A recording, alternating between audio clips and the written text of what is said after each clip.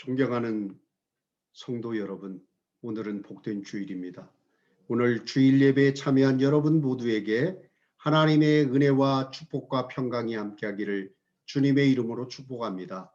오늘 하나님께서 우리에게 주시는 말씀은 구약성경 신명기 17장 14절에서 20절까지의 말씀을 가지고 은혜를 나누고자 합니다. 신명기의 내용은 모세 선지자가 가나안을 앞에 두고 가나안 앞에서 출애굽 2세대에게 레위기를 본문으로 하여 설교한 내용입니다. 오늘 설교한 내용은 이런 내용입니다. 여러분이 약속의 땅 가나안 땅에 들어가게 되면 옆에 있는 나라들이 왕이 있는 것을 보고 하나님 우리에게도 왕을 허락해 주십시오. 이런 생각이 들 것인데 그때 왕은 꼭 이런 사람을 세워라. 그리고 왕으로 세워진 사람은 이런 일은 하지 말고 꼭 이런 일은 해라. 그런 내용을 설교한 내용입니다. 여러분, 모세 선지자는 이렇게 말씀합니다. 너희가 가나안 땅에서 왕을 세우려거든 그 사람을 외국인으로 세우지 말고 꼭 이스라엘 통족으로 세워라. 그리고 하나님의 마음에 기뻐하는 그 사람을 택하여 선지자가 기름을 부어서 왕을 세워라. 구약시대에 세 가지 직종의 사람들은 세울 때 기름을 부었습니다.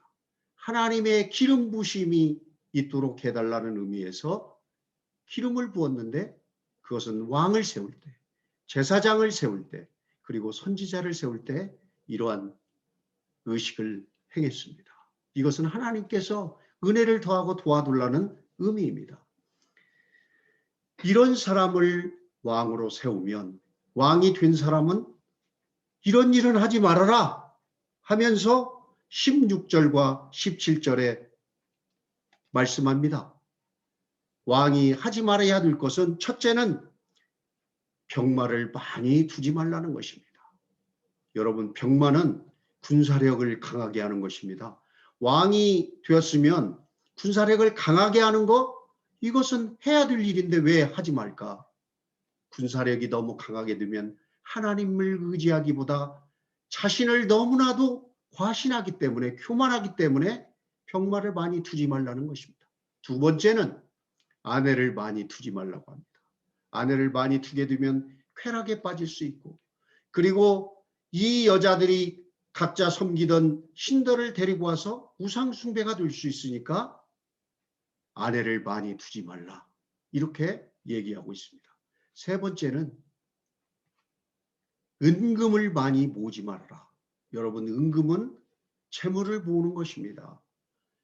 그때나 지금이나 이 재물은 힘이 되는 것입니다.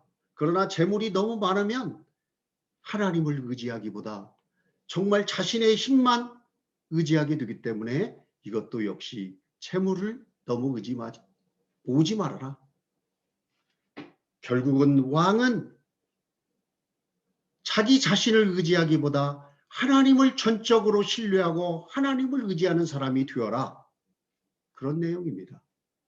그 다음 18절에서 19절에 보면 그러면 대신에 왕이 된 사람은 꼭 이런 일을 행하라.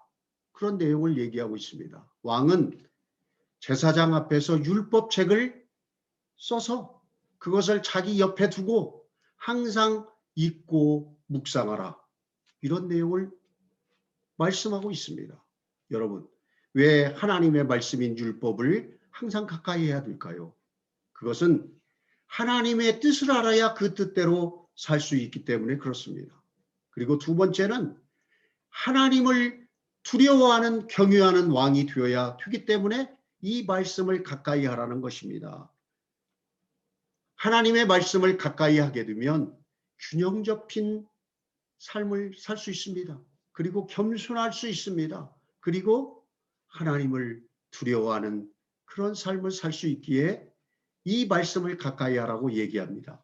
그러면 왕이 하지 말라고 한 것을 하지 않고 그리고 하라고 한 일을 열심히 하면 약속으로 주어진 것이 오늘 17장 20절의 말씀입니다.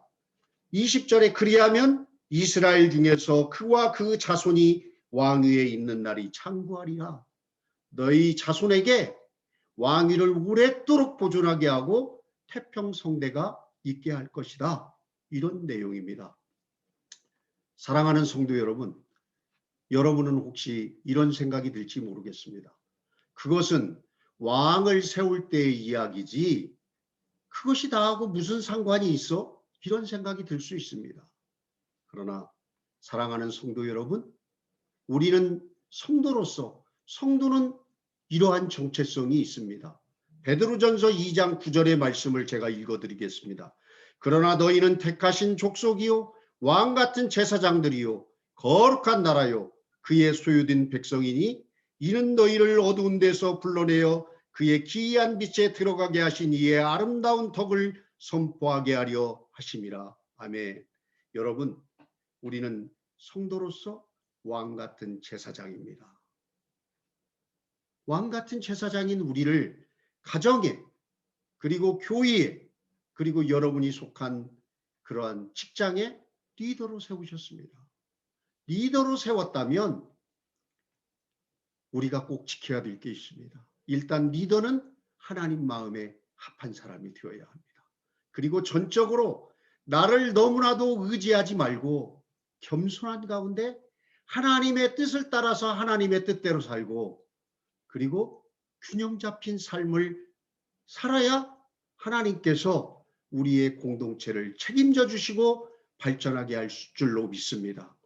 하나님을 의지하십시오. 하나님 말씀대로 사시기 바랍니다. 그리고 하나님을 경유하십시오.